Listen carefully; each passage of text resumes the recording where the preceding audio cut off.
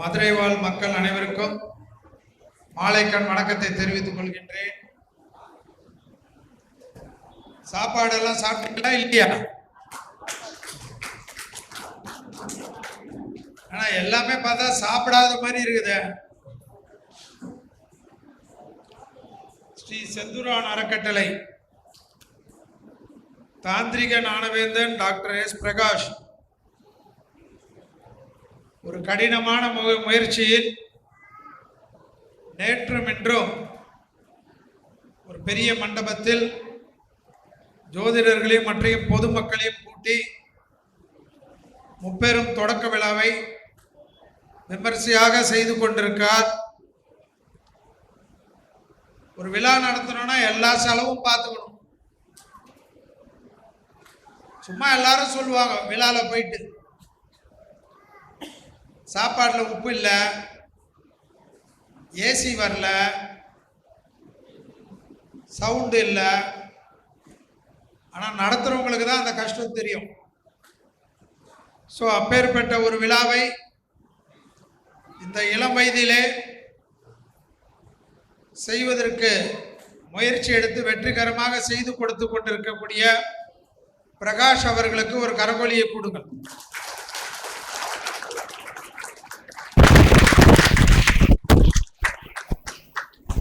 அவருக்கு ஒரு பெரிய லக்கு என்னன்னா, விழாவிலேயே வாழ்ந்து கொண்டிருக்கக்கூடிய முகுந்தன் முரளி அவர் கூட இருக்கிறது தான். காலையில ஒரு விழா எடுத்துப்பாரு, மத்தியானம் ஒரு விழா எடுத்துப்பார், ராத்திரி ஒரு விழா எடுத்துப்பான், நடுராத்திரி தூக்கத்துல ஒரு விழா எடுத்துக்கக்கூடிய ஒரே ஆள் யார் பார்த்தா முகுந்தன் முரளி. தூக்கத்துல கூட இங்க நில்லு அங்க நில்லுன்னு தான் பேசிட்டு இருப்பான். சோ அப்பேற்பட்ட விழாவேந்தன் முகுந்தன் முரளி அவர்களே, நிறைய ஜோதிட ஜாம்பவான்கள் எல்லாம் வந்திருக்கக்கூடிய நிகழ்ச்சியில் எங்களுடைய சிந்தனையாளர் பிரிவு மதுரை மாவட்டத்தின் கிழக்கு பகுதியை சேர்ந்த அருமை சகோதரர் பொன்குமார், அடுத்தது செயலாளர் சிவா, அடுத்தது செயலாளர் கதிர், அடுத்தது துணைத் தலைவராக இருக்கக்கூடிய ஸ்ரீமுகன். ஜோதிடத்துக்கு அவங்களுக்கும் சம்பந்தம் இல்லை, ஆனா நான் வரேன்ட்டு என் கூட வந்துட்டாங்க. நீங்க இருக்கிற இடத்துலதான் நாங்க இருப்போம்னு. யாருக்கு தெரியும் அடுத்த வருஷம் அவங்களும் ஜோசியர் ஆயிடுறாங்களா இல்லன்னு தெரியாது.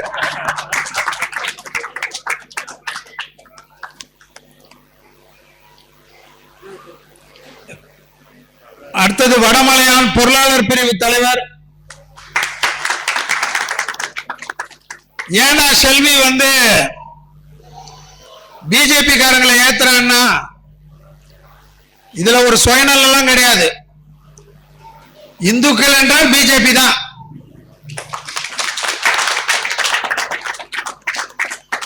நாட்டில் நல்லது நடக்கணும்னா பிஜேபி தான். நம்ம பிரகாஷம் பிஜேபியில் இருக்கிறவர் என்றது தெரியுமா? மாவட்ட துணைத் தலைவரா பொருளாளர் பிரிவில் இருக்கிறார். இங்க யாராவது திமுக காரங்க இருந்தா அதனாலதான் மாட்டி விட்டார். இவ்வளவு நாள் நீ சொல்லலையாடான்னு சொல்லக்கூடாதுல்ல.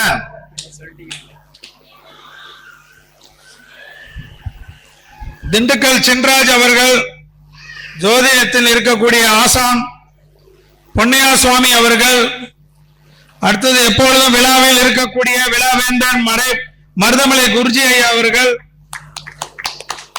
சுபம் மாரிமுத்து அவர்கள், மணி முருகேசன் அவர்கள், பண்டிட் பாலசுப்ரமணியம் அவர்கள், பிரகாஷ் அவர்கள், மணிலி ரேணுகா அவர்கள், பொறுப்பாளர்கள் துணைத் தலைவர் மோகன்குமார், செயலாளர் சங்கர், அடுத்ததாக வழக்கறிஞர் கவிதாமா அவர்கள்.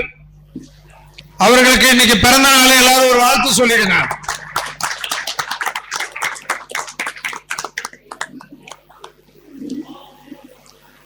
பிறந்த நாள்ல வாழ்த்து பெறது சந்தோஷம், ஆனா ஜோதிடர்கள் கிட்ட பெறது ரொம்ப சந்தோஷம்னு ஞாபகத்தில் வச்சுக்கோங்க. உட்கார்ட்டு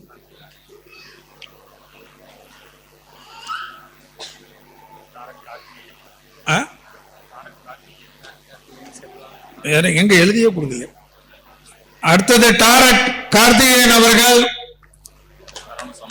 சரவண சோமசுந்தரம் அவர்கள், செல்வா வாஸ்து அவர்கள், டி கே ராஜேந்திரன் அவர்கள், சுந்தரபாண்டியன் அவர்கள், பாலமுருகன் அவர்கள், மலர்கண்ணன் அவர்கள், அப்புறமா பாஸ் ஜோதிடர் ரத்னகுமார் அவர்கள். ஆனா இப்பெல்லாம் அவருதான் பாஸ் சொல்லிட்டு ஆளே காணும். அவரு சத்யா அவர்கள், செல்வகுமார் அவர்கள், குமாரி செல்வகுமாரி அவர்கள். மதுரைன்னா செல்வகுமாரி அம்மா விட்டுட்டா போற வழிக்கு எனக்கு சாபம் தீராது. அந்த செல்வகுமாரியோட தோழி இருப்பாங்க, தனபாக்கியம் இல்லாம செல்வகுமாரி என்னைக்குதான் பாக்குறேன் நானு. சோ தனபாக்கியம் அவர்கள்,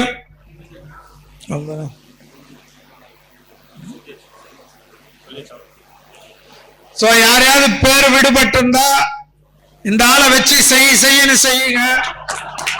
எனக்கு இதுக்கும் சம்பந்தமே கிடையாது. பின்னாடி வந்து பார்த்திருப்பீங்க, இவங்க சொல்ல கிளிப்பல மாதிரி நான் சொல்லிட்டு இருக்கிறேன். விழாக்கு வரவங்க தானே ரெடியா வச்சிருக்கணும். இவங்க வைக்காதது இவங்க தப்பு. சாப்பிட்ட மயக்கத்திலே தூங்கிட்டாங்க. அடுத்ததா இப்பெல்லாம் ரொம்ப சந்தோஷம் என்னன்னா, இந்த மாசத்துல நான் கலந்துக்கிற 3வது மாநாடு இது. ஒரு காலத்துல அரசியல்வாதிகள் தான் மாநாடு போட்டுக்கிட்டே இருப்பாங்க. இப்பெல்லாம் ஜோதிடர்கள் பாத்தீங்கன்னா ஒரு டிஸ்ட்ரிக்ட்ல போட்டுக்கிட்டே இருக்கிறாங்க. அதுல ஈரோடுல எல்லாம் பிரச்சனை என்னன்னா, சந்துக்கு மாநாடு போட்டு இருக்கிறாங்க. பள்ளிப்பாளையத்துல ஒரு மாநாடுன்னா பக்கத்துல இருக்கக்கூடிய ஒரு ஊர்ல மாநாடு. இன்னும் ஆச்சரியம்னா எல்லா மாநாட்டிலையும் ஒரு 500ல இருந்து 1000 பேர் இருக்கிறாங்க. முகுந்தன் முரளி மாநாட்டுல 2000 பேர் இருக்காங்க. நான் கூட சொல்லுவேன், என்னடா 2000 பேரை கூட்டிட்டு வந்திருக்கிறேன், எப்படி 250 ரூபா வாடான்னு. ஆனா பார்த்தா கோட்டர் கிடையாது, கோழி பிரியாணி கிடையாது. அவங்க துட்டு கொடுத்து இவர்கிட்ட படிக்கிறாங்க. சோ 2000 பேர் ஒரு சின்ன டவுன்லயே படிக்கிறாங்கன்னா, அப்ப ஜோதிடத்தினுடைய வளர்ச்சியை நீங்க பார்க்கணும். இப்ப இங்க இருக்கிற நிறைய பேர் எங்களோட நல்லா ஜோசியம் பார்க்கறதுக்கு எல்லாம் தெரியும் உங்களுக்கு. இன்னும் உங்க பிரச்சனை, உங்க நேரம் நல்லா இல்ல, நீங்க இங்க வரல, அவ்வளவுதான். உங்க நேரம் நல்லா இருந்தா நீங்க இங்க வந்துருவீங்க. சோ எல்லாமே இங்க இருக்கிறவங்க எல்லாம் தான் அப்பா டக்கர் ஜோசியர்லாம் நினைச்சுக்காதீங்க. எல்லாருக்கும் நேரம் வரணும், தசா புத்தி வரணும். அந்த தசா புத்தி நேரம் வர்றதுக்கு பெரியவங்களுடைய ஆசீர்வாதம் வாங்கிக்கங்க, குருவின் ஆசீர்வாதம் வாங்கிக்கங்க. பிரகாஷ் கிட்ட ஜோசியம் கத்துட்டு பிரகாஷே திட்டாதீங்க.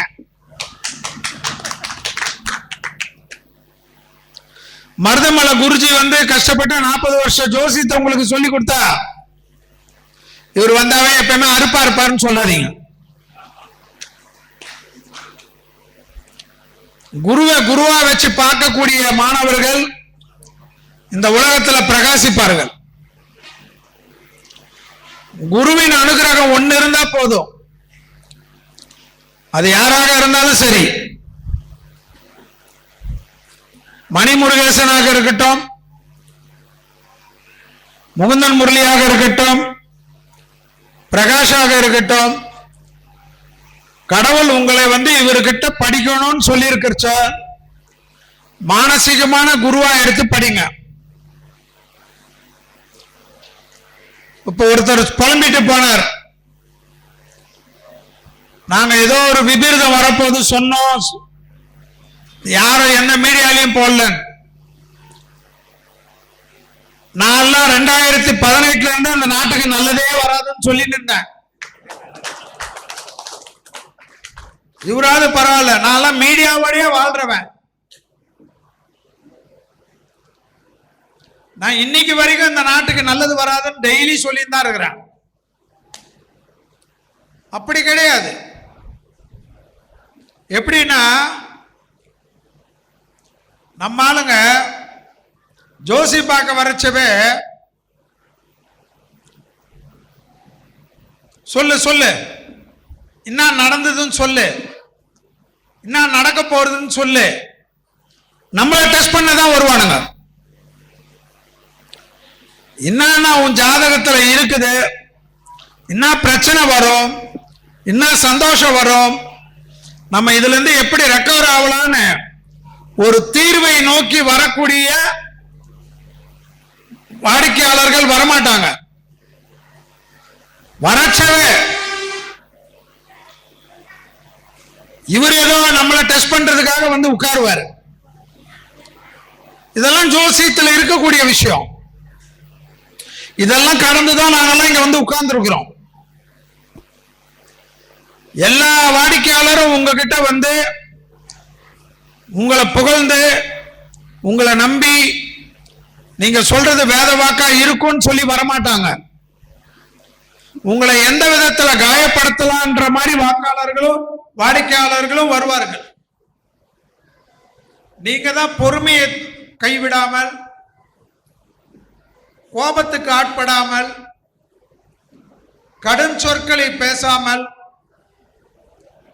ஜோசியத்துல என்ன இருக்கு, ஜாதகத்துல என்ன இருக்கு, லக்ன சந்தியில என்ன இருக்கு, நட்சத்திர சந்தியில என்ன இருக்கு, 1ல இருந்து 12 கட்டத்துக்கு என்னென்ன பிரச்சனை இருக்கு, அம்சத்துல எப்படி இருக்கு, எல்லாத்துலயும் தசாபுத்திகள்ல எப்படி இருக்கு, பொறுமையா கால்குலேஷன் பண்ணி நிதானமா சொல்ல பழகிக்குங்க.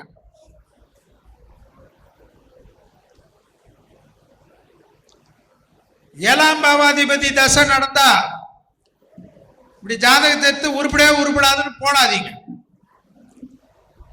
பொறுமையா கத்துக்குங்க, பொறுமையா சொல்லி கொடுங்க, பொறுமையா பலன் சொல்லுங்க. ஜோசியத்துல பொறுமையா பலன் சொல்லக்கூடிய ஜோதிடர்கள் எனக்கு தெரிஞ்சு உயர்வாளர்கள். ஜோதிடத்தில் எனக்கு தான் அத்தாரிட்டி, நான் தான், இதெல்லாம் வேலைக்கே ஆகாது. ஜோதிடத்தில் நீ ஜோதிடனாக உன்னை நினைத்துக் கொண்டால் நீ உயர்வாய். ஜோதிடத்தில் நீ உன்னை கடவுளாக நினைத்துக் கொண்டால் நீ அழிவாய். உன் தசை கொஞ்ச நாள் நல்லா இருக்கலாம். அதிகபட்சமான தசையே சுக்கிர தசை தான், 20 வருஷம். குறைந்தபட்ச தசை சூரிய தசை. சூரியன், சந்திரன், செவ்வாய், ராகு, குரு, சனி, புதன், கேது, சுக்கிரன் என்ற 120 வருஷத்துக்குள்ளதான் நம்ம வாழ்க்கை. சிலருக்கு சனி தசையும் நல்லா இருக்கும், புதன் தசையும் நல்லா இருக்கும். 19, 17, 36 வருஷம் நல்லா இருக்கலாம். அப்புறமா சர்க்கிள் வரலாம். சோ ஜோதிடர்களுக்கும் தசா புத்திகள் வேலை செய்யும்னு நம்பு. பொறுமையா பார்த்துக்கோ, பொறாமை இல்லாம இரு. நான் எல்லாத்திலையும் சொல்றதே தான். பிரகாஷ் இப்படி பண்றாரு, பிரகாஷுக்கு என்ன ஜோசியம் தெரியும், நான் எவ்வளவு பெரிய ஜோசியம் தெரியுமா? பிரகாஷ் எந்தெந்த இடத்துலலாம் கடன் வாங்கினாரோ நமக்கு தெரியாது. பிரகாஷ் வீட்டுக்காரி சிரிச்சுக்கினே இருக்குது. டே, உங்களால என் புருஷன் இப்படி எல்லாம் பிலிம் காட்டி மாட்டின்றாரான்னு நம்மளை திட்டலாம். பிரகாஷ் வீட்டுக்குள்ள போனாதான் பிரகாஷ் கதை தெரியும். அரசியல் மாநாடும் ஜோசிய மாநாடும் இப்படிதான். எங்க டிஸ்ட்ரிக்ட்ல இருந்து பொன்குமார் காலையில வந்திருக்காரு. அவருக்கு எவ்வளவு வேலையோ எல்லாத்தையும் விட்டுட்டு என்ன மாநில தலைவர்னு எனக்காக வந்திருக்காரு. பாவம், அவர் நினைச்சுக்கலாம், டே இன்னைக்கு எனக்கு எவ்வளவு வேலை தெரியுமாடா, நீ வேற வந்து தொலைஞ்சிட்ட, நான் வந்து இந்த டிஸ்ட்ரிக்ட்ல இருக்கிறனால உன் பின்னாடியே ஓடி வரேன்டான்னு வரலாம். இது இயற்கை, பொறாமப்பட்டு ஒண்ணும் ஆகாது. நிறைய விஷயத்தை இழந்துதான் ஒண்ணு சாதிக்க முடியும். பிரகாஷ் இந்த மாநாடுக்காக நிறைய அசிங்கப்பட்டுதான் இந்த மாநாட்டை இவ்வளவு வெற்றிகரமா நடத்தி கொண்டிருக்கிறார்.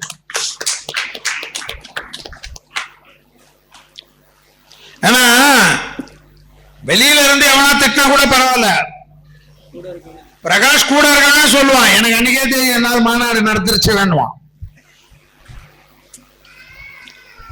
ஒரு ஆர்வம். எனக்கு பிரகாஷ் மேல என்ன கோவம்னா, நான் துபாயில சிவனேன்னு இருந்தேன். இந்த தேதியில மாநாடு போட்டு நேத்து அர்ஜென்டா நான் துபாயில இருந்து வர வேண்டியதாயிடுச்சு. நாங்களே என்னைக்கோ ஒரு நாள் ஜாலியா போறோம், அதையும் கெடுக்கிறதுக்கு இந்த மாநாடு போட்டு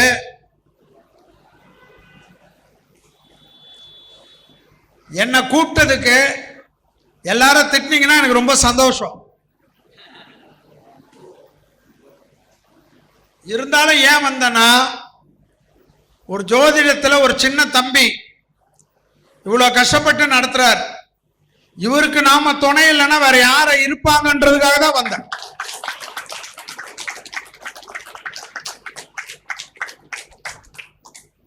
நம்ம கூட பிலிம் காட்டலாம், போனை சுவிட்ச் ஆஃப் பண்ணிட்டு போனு டவரே கிடைக்காத இடத்துல இருந்துன்னு சொல்லலாம். ஆனா அப்படியெல்லாம் சொன்னா இந்த ஜோதிடத்தின் மூலியமா வளர்ந்த நம்மளே துரோகம் பண்றதா ஐதீகம். அதெல்லாம் நம்ம பண்ணக்கூடாது. முகுந்தன் முரளி சொல்லிட்டார், நேத்தெல்லாம் நிறைய கூட்டம் இருந்தது, இன்னைக்கு எல்லாம் மதுரை மீனாட்சி அம்மனை பார்க்க போனாங்கன்னு. ரொம்ப சந்தோஷம். மதுரைக்கு வந்துட்டு மதுரை மீனாட்சியை பார்க்காம போனா தப்பாயிடும். நான் கூட இங்க முடிச்சுட்டு நேரா தரிசனம் தான். நான் என்ன நினைச்சுக்கிறேன்னா, இந்த பிரகாஷ் கூட்டத்தின் மூலியமா உங்களையும் பார்க்கிறேன். மதுரை மீனாட்சி அம்மாவை போய் அவ என்ன பார்த்து எனக்கு ஆசீர்வாதம் கொடுப்பான்னு நம்புறேன்.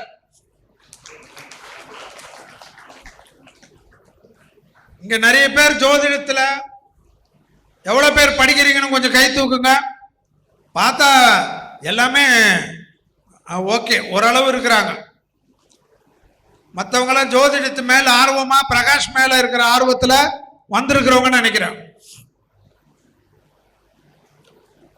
ஜோதிடம் படிக்கிறேன்னு திமிரா கை தூக்கணும். இனிமேல அப்படி சைலண்டாலாம் கை தூக்க கூடாது.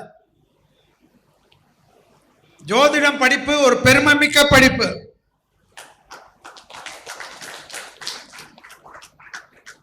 டாக்டர், வக்கீல், இன்ஜினியர் சொல்ற மாதிரி நான் ஜோசியர்னு சொல்லக்கூடிய காலத்துல நம்ம வாழ்றோம்.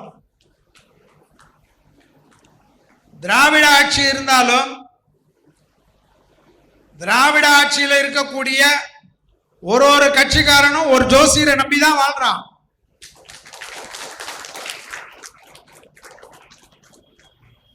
அதனால மேடையில நம்மளை போட்டு திட்டுவாங்க, சோசியல் மீடியால நம்மளை கிளின்னு கிளிப்பாங்க. கிழிச்சிட்டு நைட்டு நம்ம கிட்ட அப்பாயின்மெண்ட் கேட்பாங்க. ஜாலியா இருங்க.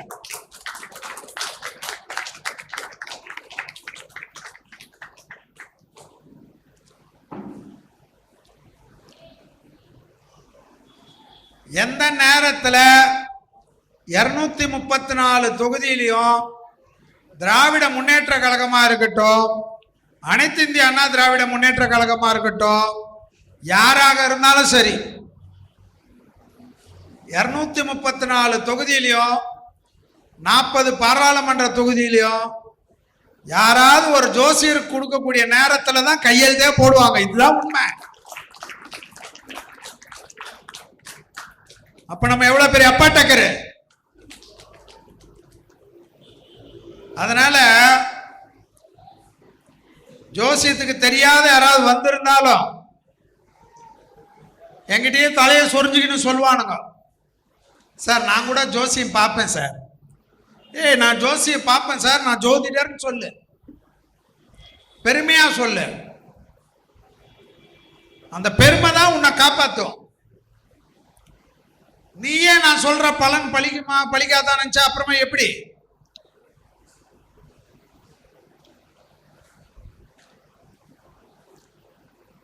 நிறைய குருமார்கள் கிட்ட போய் கத்துக்குங்க. பிரகாஷ் கிட்ட கத்துட்டு ஒரு சர்டிபிகேட் வாங்கலாம், முகுந்த முரளி கிட்ட கொடுத்து ஒரு சர்டிபிகேட் வாங்கலாம். ஆனா ஜோதிடம் என்பது ஒரு கடல். இன்னைக்கு வரைக்கும் நான் நிறைய குருமார்கள் கிட்ட கத்துன்னு தான் இருக்கிறேன். ஏன்னா ஒவ்வொருத்தருடைய கால்குலேஷன் வேற மாதிரி இருக்கும். அதுல சிலதெல்லாம் உங்களுக்கு ரொம்ப யூஸ்ஃபுல்லா இருக்கும். சர்டிபிகேட் வாங்கிட்டேன், டிகிரி வாங்கிட்டேன், டாக்டரேட் ஆயிட்டேன், அதெல்லாம் வேலைக்கு ஆகாது. ஜோதிடத்துல ஒரு நாளும் புதுமையான விஷயங்கள் வரும். சோ ஜோதிடன் என்றாலே உன்னுடைய காலம் முடிஞ்சு சிவலோக பிராப்தம் அடைகின்ற வரையில் நீ ஜோதிட மாணவன் என்றதை ஞாபகத்தில் வச்சுட்ட.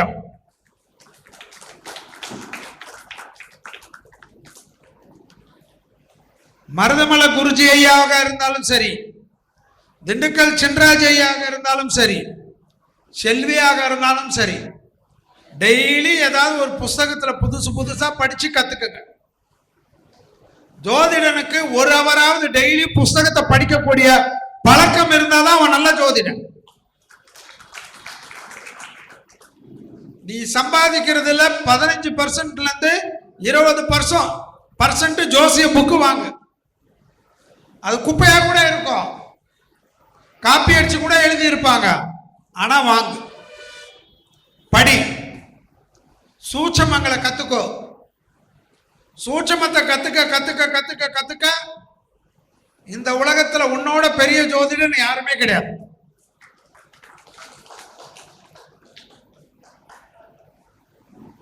சும்மா 5ஆம் பார்வை, 7ஆம் பார்வை, 9ஆம் பார்வை, வக்கரகதி, நீர் ராசி, நல ராசி, நெருப்பு ராசி, இதே ஓட்டின்னு இருக்காத. ஏன் மரணத்தை ஜாதகத்தெல்லாம் எடுத்து பாரு, எதுக்காக மரணம் வந்ததுன்னு பாரு. யாருக்காவது அடிபட்டு இருந்தா எதற்காக இது நடந்ததுன்னு பாரு. இதெல்லாம் ஒரு ஒரு இதுல ட்ரிகர் பண்ணி விடும் நமக்கு. அடாடாட, இந்த ஒரு கிரகம் இப்படி பண்ணி இருக்குதாப்பா. அப்படி பலவிதமான விஷயங்களை கத்துக்கக்கூடிய ஜோதிடர்கள் வரக்கூடிய காலகட்டத்தில் கலங்கரை விளக்கமாக எப்பொழுதும் இருப்பார்கள். எனவேதான் நான் சொல்றது, சிலருக்கு ஜோதிடத்தில் பார்க்கின்ற சமயத்தில் ஃபீஸ் கொடுக்கறதுக்கு இருக்காது. உடனே திட்டாதே, நீ நல்லா வந்த பிறகு எனக்கு ஃபீஸ் அனுப்புன்னு அனுப்பிச்சு வை. அவன் ஒரு காலத்துல நல்லா ஆன பிறகு உனக்கு தேடி வருவான். எதிரில் இருக்கிறவன் கஷ்டத்துல இருந்து அவன் ஓஹோன்னு வர வைக்கிறது தான் ஜோசியம். எதிரில் உன்னை நம்பி தானே வரான். முகுந்த முரளி கிட்ட போனா, மருதமலை குருஜி கிட்ட போனா, எனக்கு ஏதாவது ஒரு விமோசனம் வரும் தானே வரான். அவனை நல்வழிப்படுத்துங்க, நீங்க நல்லா இருப்பீங்க. நிறைய பெண்கள் ஜோதிடத்துக்கு வராங்க. அரசியல்ல 33% கொடுக்கிறோமோ இல்லையோ, ஜோசியத்தில் இப்ப பெண்கள் 60% ஆயிட்டாங்க. இன்னும் கொஞ்ச நாள்ல 70% பெண்கள் தான். நாங்கெல்லாம் பெண்கள் நடத்தக்கூடிய ஜோதிடத்துல போய் ஒட்டிக்க வேண்டியதா இருக்கும். பெண்கள் கிட்ட தான் கேட்க வேண்டியதா இருக்கும். என்ன தாய், என்னையும் கொஞ்சம் மேடை ஏத்திருவியா பார்க்கலான்னு வாங்க. ஏன்னா ஜோதிடத்துல பொறுமை இருந்தா தான் ஜோசியம் வரும். பொறுமை யாருக்கிட்ட இருக்கும்? பொம்பளைங்க கிட்ட தான் இருக்கும். பொறுமை இருக்கக்கூடியவங்க ஜோதிடத்துல கில்லாடி ஆவாங்க. என்னை பொறுத்த வரைக்கும் நிறைய வீட்டுக்கார அம்மாங்க புருஷன் குழந்தைங்க போன பிறகு நிறைய யூடியூபையும் புக்கையும் வச்சுக்கிட்டு இந்த ஜோசியத்தை படிச்சு படிச்சு படிச்சு ஜோசியர்களை போட்டு இது இருந்தா எப்படி, அது இருந்தா எப்படின்னு கேட்டு நிறைய ஜோசிக்காரங்க போனே எடுக்கிறது இல்ல. லேடிஸ் பேசினா ஐயோ இந்த அம்மா கிட்ட மாட்டிக்கினா நம்ம கதையே முடிஞ்சிடும்ட்டு அதுல நிறைய முகுந்த முரளி எல்லாம் செக்ரட்டரி கிட்ட போனை கொடுத்து வச்சிடறாரு. 6 மாசம் கோர்ஸ் 3 மாசத்துல கத்துக்கக்கூடிய வித்தை தெரிஞ்சவங்க லேடிஸ் தான். சந்தோஷம் என்னன்னா லேடிஸ் ஒரு துறையில வர வர அந்த துறை காலகாலமா நிற்கும். சோ இங்க வரக்கூடிய ஜோதிடத்துக்கு வரக்கூடிய மகளிர் அனைவரையும் வருக வருக என்று மனதார வரவேற்கிறேன். தாய்குலம் வர வர ஜோதிடம் உலகத்துல சிறந்ததா இருக்கும். சோ எனக்கு தெரிஞ்சு நிறைய பேர் கை தூக்குனதுல நிறைய ஜோசிகார அம்மா தான் இருக்கிறாங்க. சோ இருக்கக்கூடிய அத்தனை ஜோசிகார அம்மாவுக்கும் வாழ்த்துக்கள். மேடையில எல்லாம் இவங்க ஏத்தலன்னு நீங்க கவலைப்படாதீங்க. வரக்கூடிய காலத்துல இவங்களை ஏத்துவீங்களா இல்லையான்னு எனக்கு தெரியாது.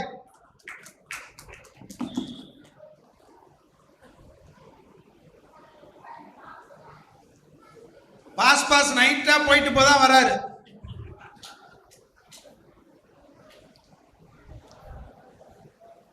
ஜோசியத்துல எனக்கு என்ன தோணுதோ அதான் ஜோசியம் சொல்லி நிரூபிச்சவர் தான் பாஸ்.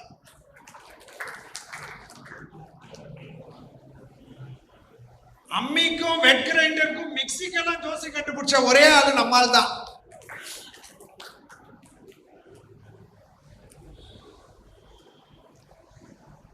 ஏன்னா மக்கள் விரும்புறான், அவன் கஷ்டம் ஏதாவது ஒரு வகையில தீர்ந்தா போதும்னு விரும்புறான்.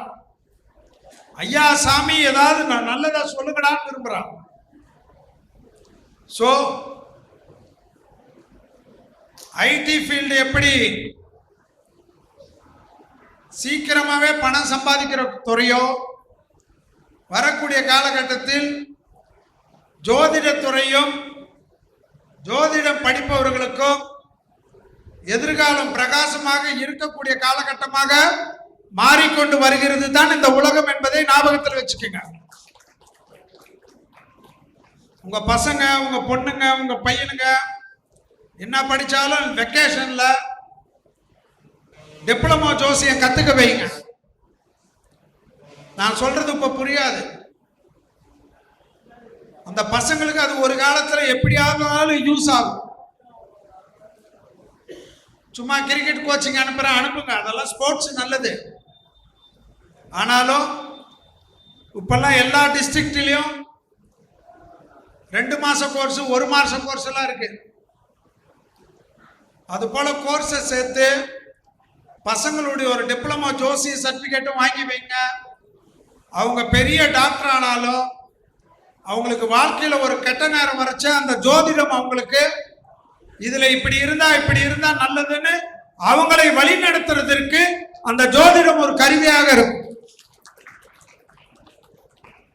சோ ஜோதிடம் என்று சொல்லடா, நெஞ்ச நிமிர்ந்து நில்லடா என்ற ஒரு தத்துவத்துக்கு ஏற்ப வாழ்க ஜோதிடம், வளர்க ஜோதிடம், ஜோதிடத்தினுடைய பணி வாழ்க என்று கூறி இந்த மாநாடை பல கஷ்டங்களிடையே சிறப்பாக நடத்தி கொண்டிருக்கக்கூடிய அருமை தம்பி பிரகாஷ் அவர்களுக்கு உங்கள் சார்பாகவும் என் சார்பாகவும் மனமார்ந்த நல்வாழ்த்துக்களை தெரிவித்துக் கொள்கின்றேன். அவருடைய பணி இதுபோல் இல்லாமல் இன்னும் மேல மேல வளர வேண்டும் என்று எல்லா வல்ல என் குருநாதர் ராகவேந்தருடைய பிரார்த்தனையுடன் உங்களிடத்திலிருந்து விடை பெற்றுக் கொள்கின்றேன். நன்றி, வணக்கம்.